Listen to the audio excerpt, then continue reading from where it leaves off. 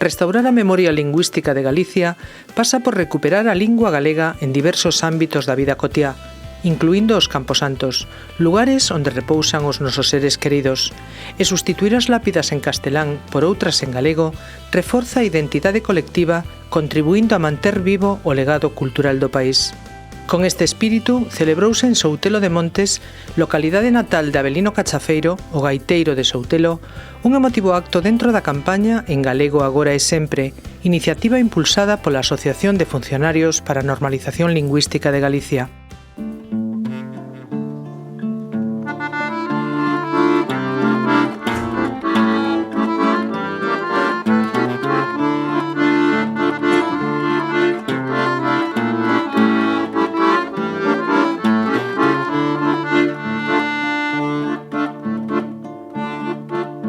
Carballeira de Tenorio, eina de mandar cortare, cando vou pra Pontevedra, non me deixa ver o mare, non me deixa ver o mare, ai alelo, ai alalo, e andaba arriba cando van cogando, espetan a vara e bailan o tango, e bailan o tango e baila muiñeira, anda arriba non hai que nasqueira.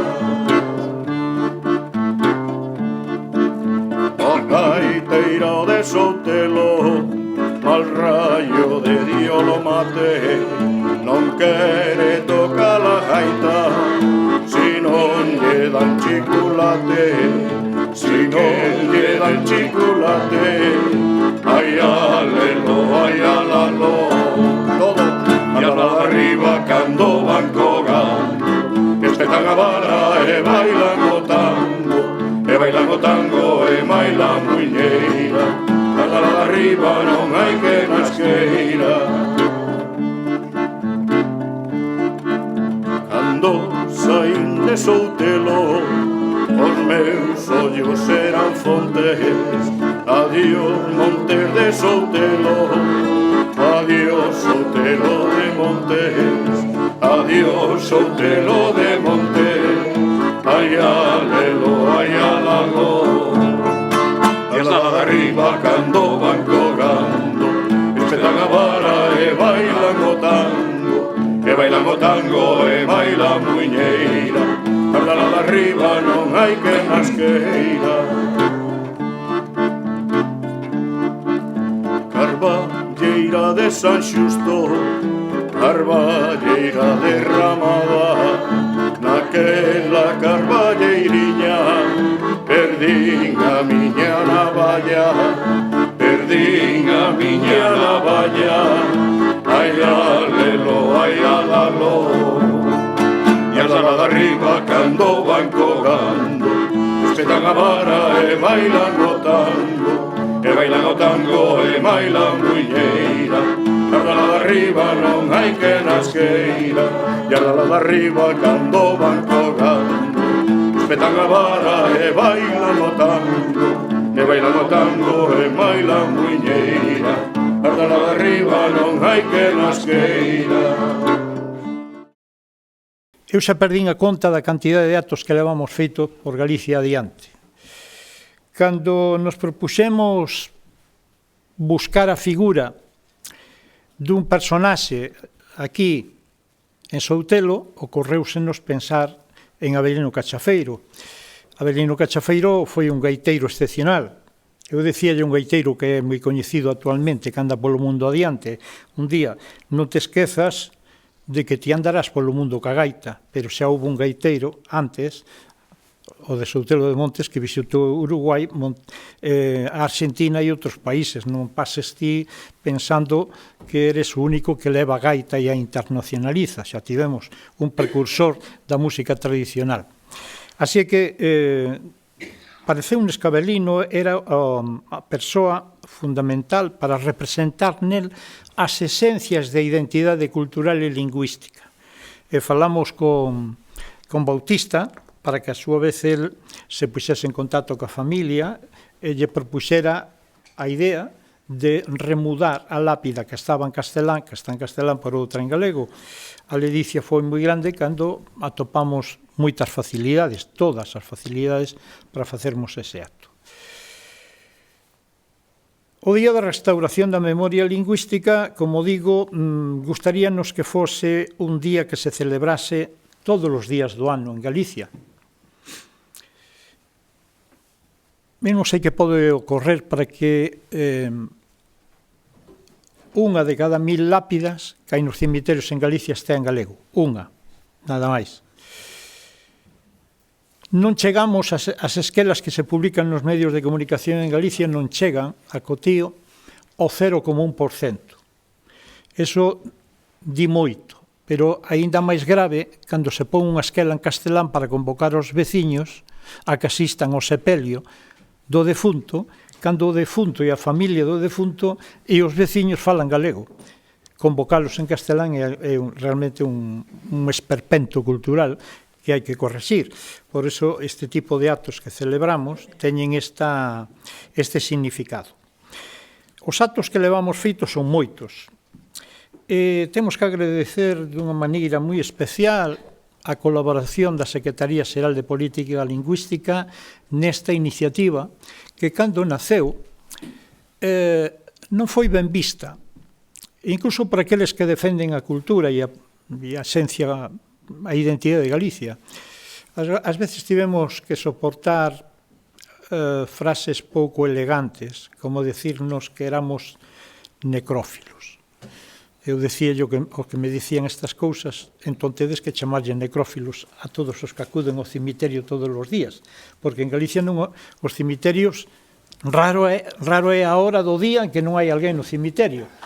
Non somos necrófilos, somos un pobo que ten unha cultura moi antiga, que convive coa cultura dos mortos, porque os mortos son realmente a memoria familiar, colectiva, parroquial, e a eles hai que renderlles todos os días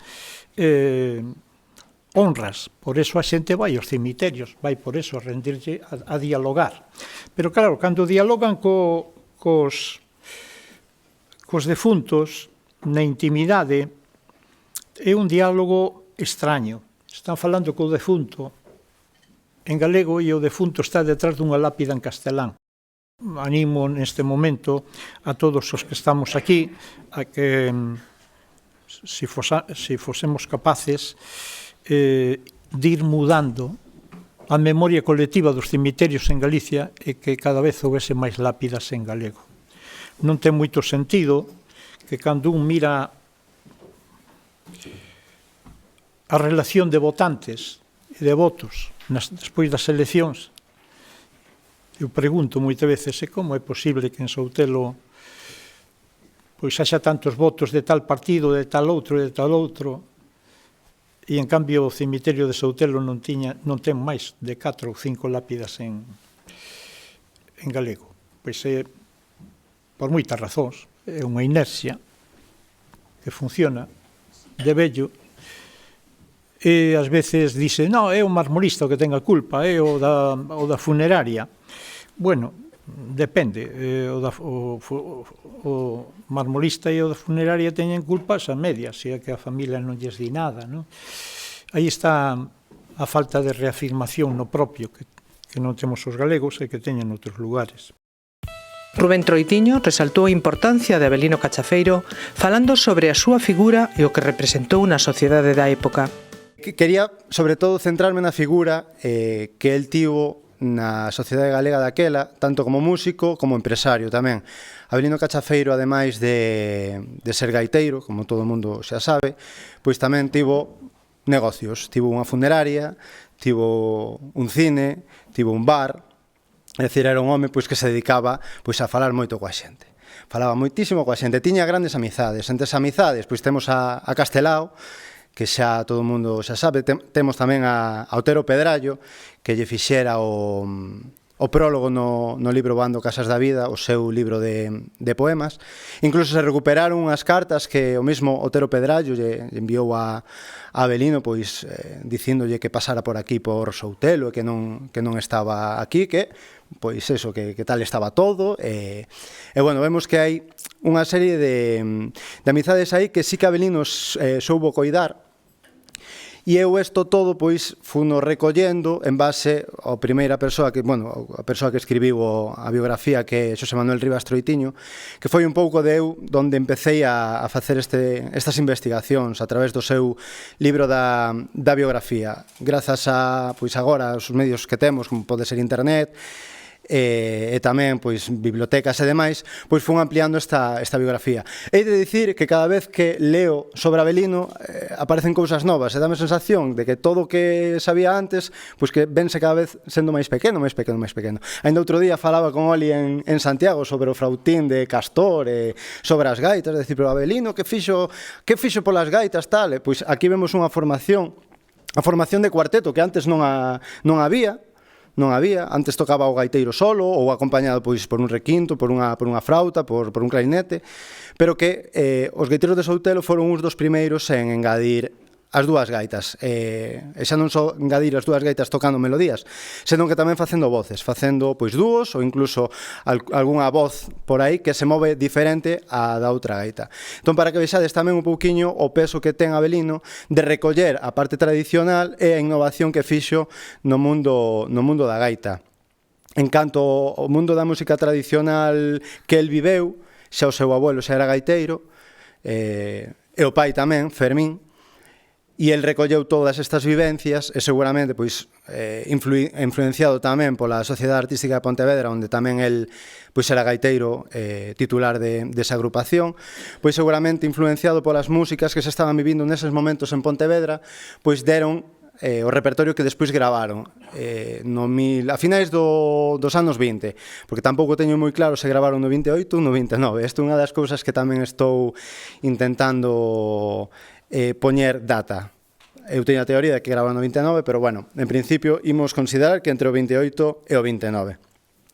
Tamén en relación á música tradicional, tamén viviron de primeira man aquelas ruadas que había nesta zona, por exemplo, coa tía Andresa, tocadora de pandeiro, que aparecen as crónicas da época, que era unha muller de 90 anos, de raza celta, unha señora que parece ser que tamén era menciñeira, pois que tamén a levaban para tocar con eles o pandeiro. E despois tamén, a parte do cuarteto, pois tamén facían un pequeno espectáculo, pois no cal incluso Fermín, que ao principio era o gaiteiro, pois pasou o bombo, que era o pai dos tres irmáns, pois deixaba o bombo no chan e sacaba a xente a bailar nas súas actuacións. E así foi un pouquiño, pois, o que hai sobre os gaiteiros de Soutelo. E podería falar moitísimo máis, hai moitísimas crónicas que podemos atopar en prensa da época. Eu creo que teño catalogadas unhas cerca de 400, onde falan dos gaiteiros de Soutelo, as actuacións que fixeron na Festa da Peregrina, no San Froilán en Lugo,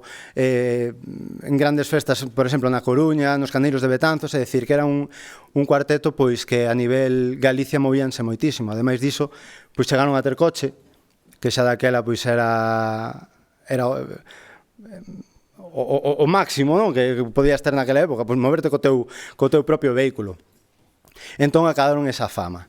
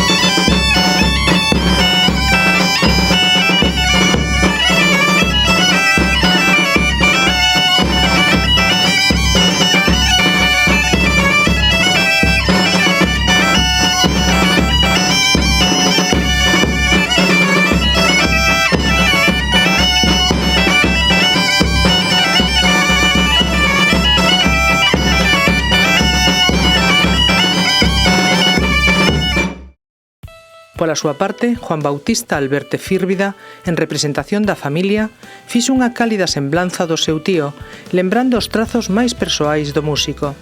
Eu convivín con el 25 anos. Eu vin que aquel home era tenaz no seu empeño, un home que tiña unha fábrica de ataúdes, dedicábase a tallar as caixas, un home tenaz no seu empeño, tiña cousas que a min parecíame extrañas. Este home ten non sei que é, este home non sei que é.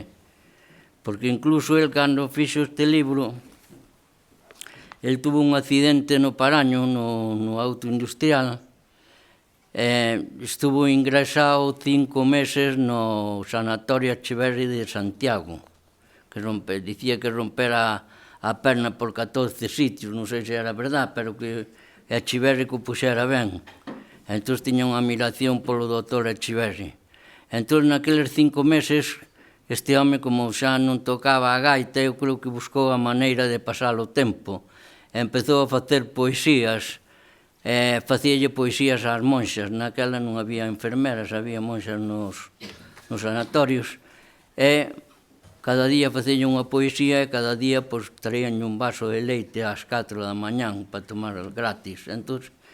Entón reuniu aquelas poesías todas e un día a don Ramón Otero Pedrallo, que viaxaba moito, cada vez que pasaba por Soutelo paraba aí a saludalo, e o día que non podía saludar, pois mandabanlle unha carta desculpándose. Entón dixolle que seguira facendo máis poesías. Fixo poesías, eu creo que na casa, unha factura da luz, había unha poesía, no sobre da carta, había por toda a casa dela había poesías. Pero xuntou as poesías, e non sei como se arreglou, e editou este libro, Voando coas ás da vida. Era un home que eu tiña cousas que a mí non me vía, ou sea, aparte de ser era pintor, era escultor, e acórdome que esculpeu un Cristo para poñer diante nos velatorios. Eu aquel Cristo ainda o teño aquí na cabeza. Aquel Cristo tiño deitado nunha cama arriba, nunha habitación. El coidaba o Cristo ben.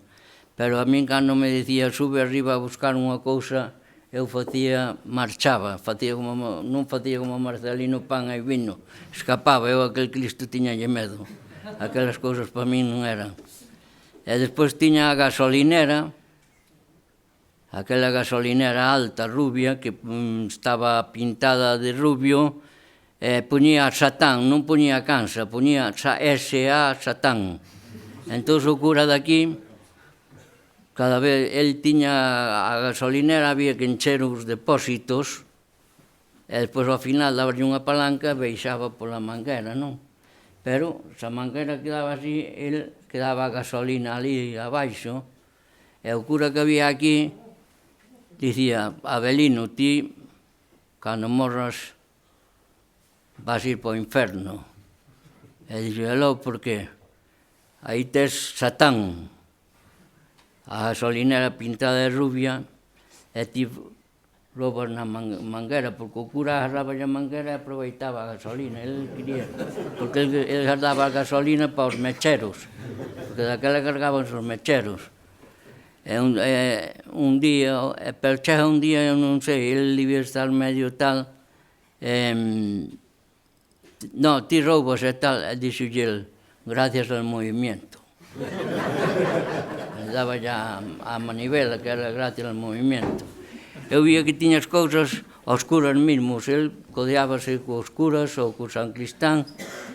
E unha vez iban tocar aquí ao palacete este, que era de don Alfredo, e cando había festa, pois os gaiteiros iban tocar, os gaiteiros que viñan, el invitábano, porque meu tío, banquete que había, non sei se o invitaban ou non, pero ele estaba en todos os lados.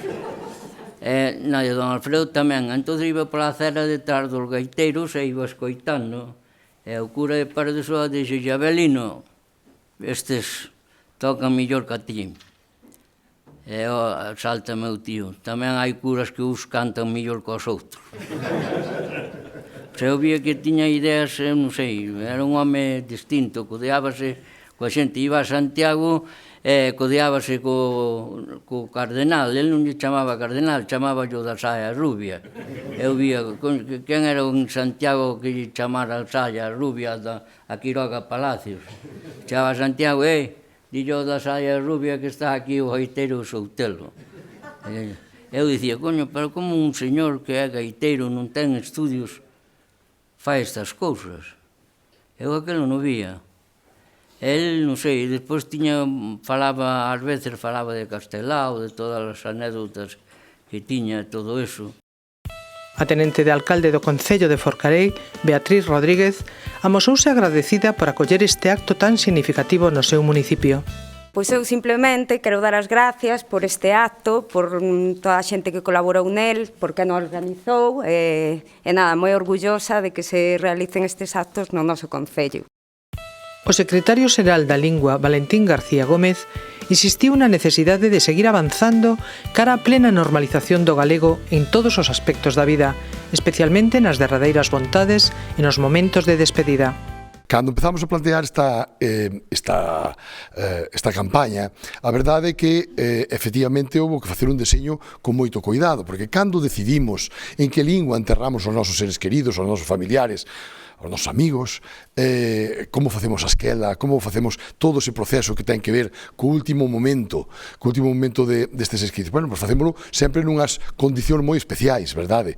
Nunhas condicións de máxima tristeza, que parece que nos atribulan un montón de recordos, de resquemores, son momentos moi difíciles para incidir un cambio lingüístico na xente.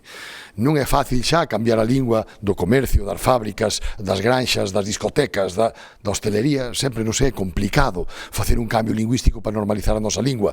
Pero claro, cando falamos de momentos tan delicados, tan íntimos como é o do pasamento, o do enterro, o da relación dun cabodano, dunha esquela, temos que facelo con moito tino, non?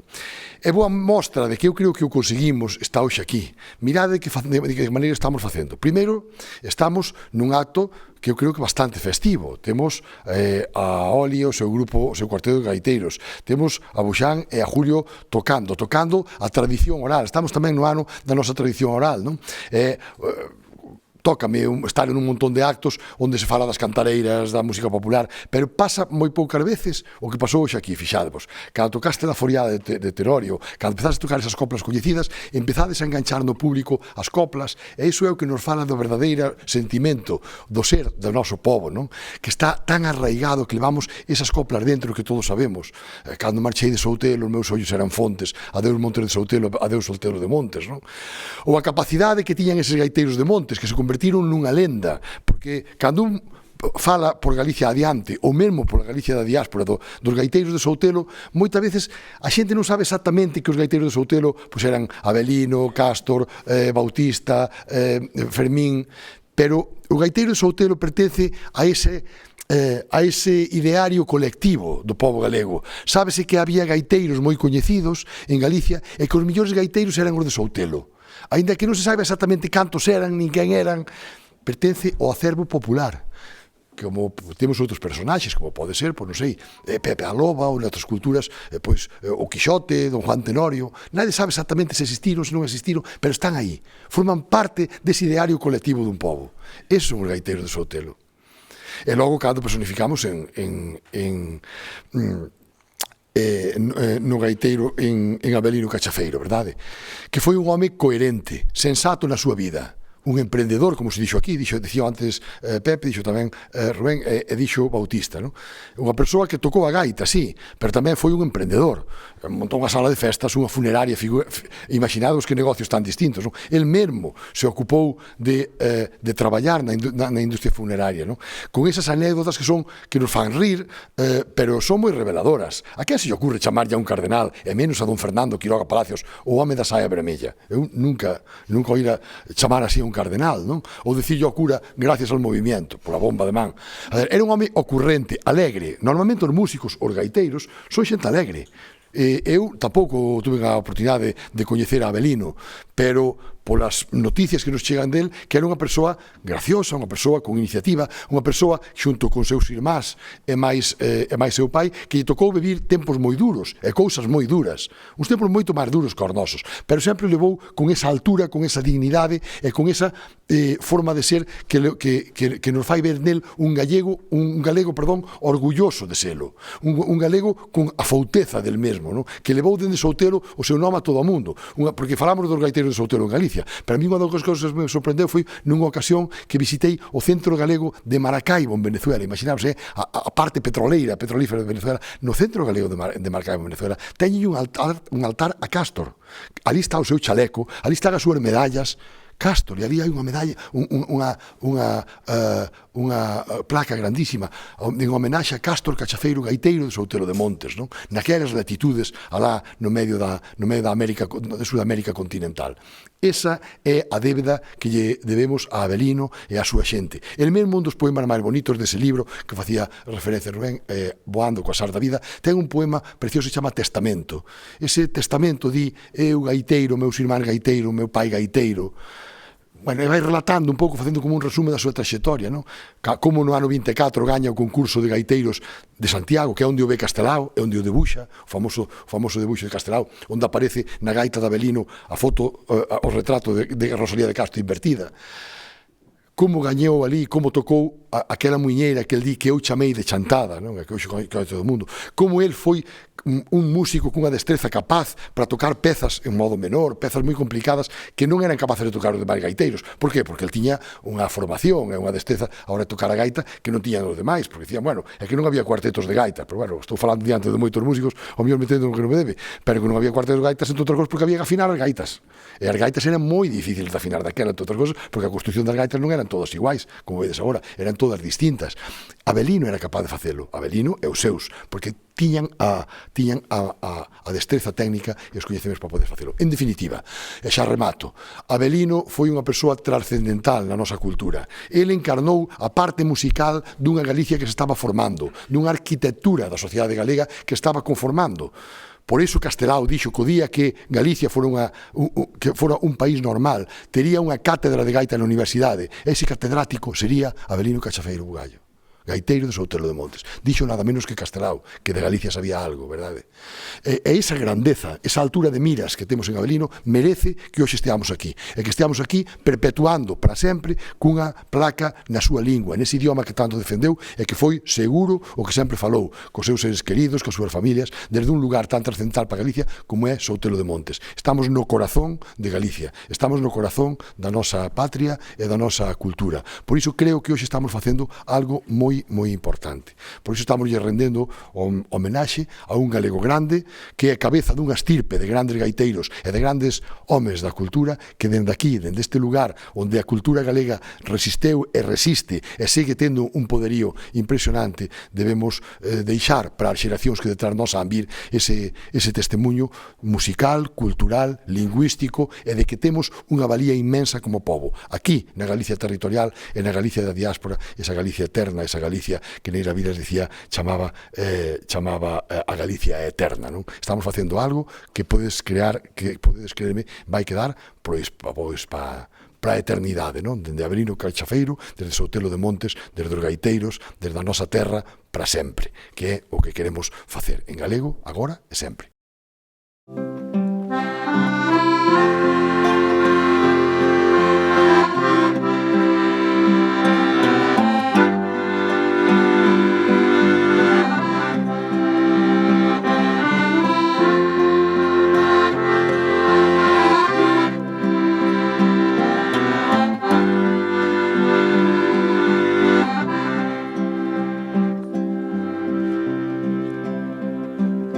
Case morto, vivín sen coñecerte.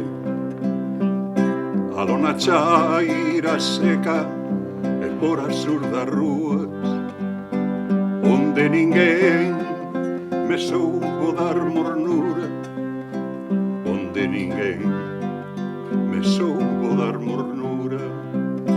Foi soedade desconforme adentro e a semente a cair en terra dura, como hei vivido sen a luz túa, como hai vivir mañá sen a luz túa.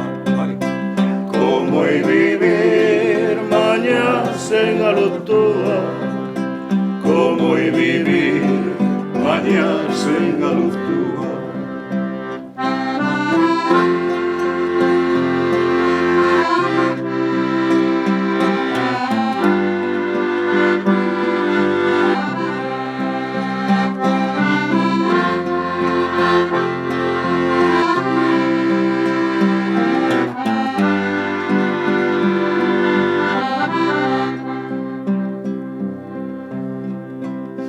Erguinme 20 o regresare a terra, como se aquilo fora solo un soño. Pesado e ti xa fora sempre miña, pesado e ti xa fora sempre miña. Foi outra vez materno en Alomiño, o bicoteo na lingua, e foi de novo o corazón adentro comprender a existencia e a dozura. Como hai vivir mañá sen a luz túa, como hai vivir mañá sen a luz túa, como hai vivir mañá sen a luz túa, como hai vivir mañá sen a luz túa.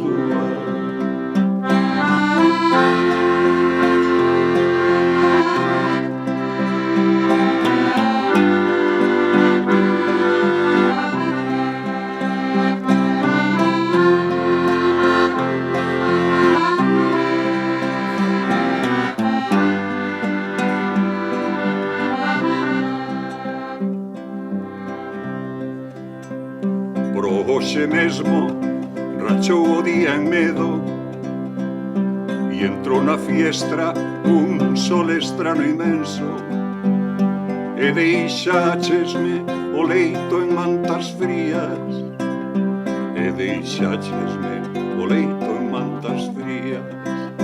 Está a volver agora, corazón adentro, soidade, podre mía, a convertirse cada cousa en tumba, cada minuto en 60 agullas.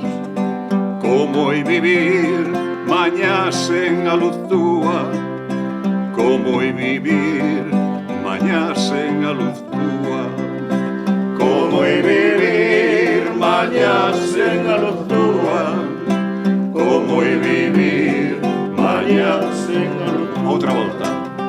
Como hai vivir mañá sen a luz túa, como hai vivir mañá sen a luz túa, como hai vivir mañá sen a luz túa, como hai vivir mañá sen a luz túa.